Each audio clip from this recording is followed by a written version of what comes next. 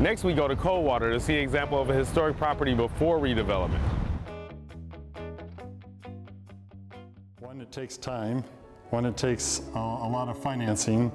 And two, if you run into an economic situation like 2008 and 2009, that doesn't assist you either.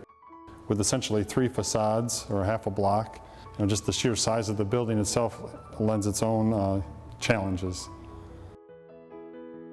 This is commonly known as the Kerr Building. It includes a building built by the Kerr family in the late 1800s and a building on the other end built by the Milnes family about the same time. The middle building right behind you is a building that connected those 2 buildings and was built in about 1949. So the 3rd story of this building was a fraternal lodge of some sort, and this was a ballroom. The eastern third of the building and the western third of the building were freestanding buildings, and they then spanned the building with a roof, the 2 buildings with a roof, because you can then see the outdoor advertising on each of the exterior walls. We can't do the buildings according to any one period because there's so many periods going on. But we can take it back to a typical period, and that's what we intend to do. That means outside you'll see a lot of aluminum fascia. That will all come down. But we won't try to restore the buildings. We'll try to rehab it.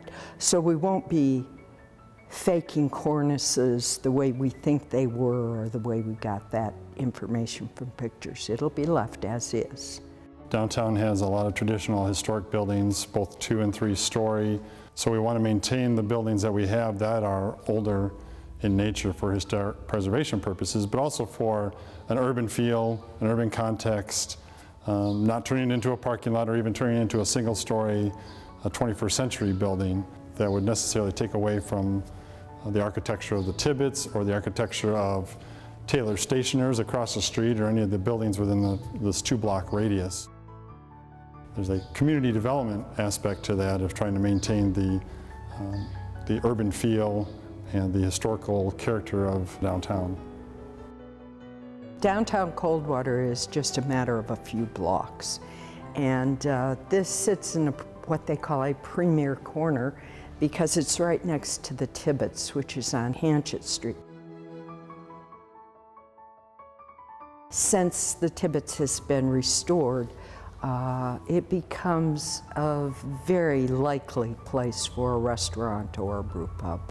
The upper 2 floors will be residential. We'll have about 14 units.